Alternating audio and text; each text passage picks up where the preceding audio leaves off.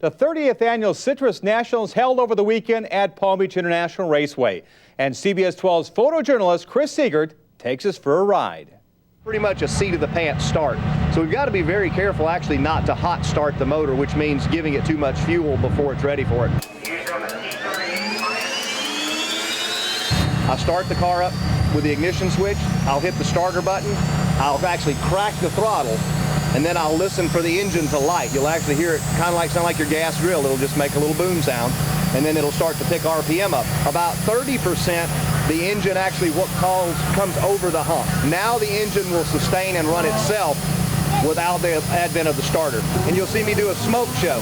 And what that is it's actually the afterburner fuel without lighting it.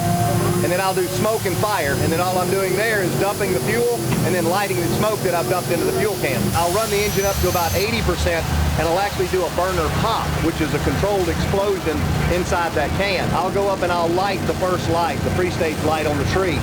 Once I do that, I'll reach up and arm my bleed doors, because these jet engines have so much power and thrust coming out the back, we actually bleed part of the air off to the side. Then I'll go up to 100%. Once I go up to 100%, I'll ease off on the brakes just a little bit, and the car will slide into the lights.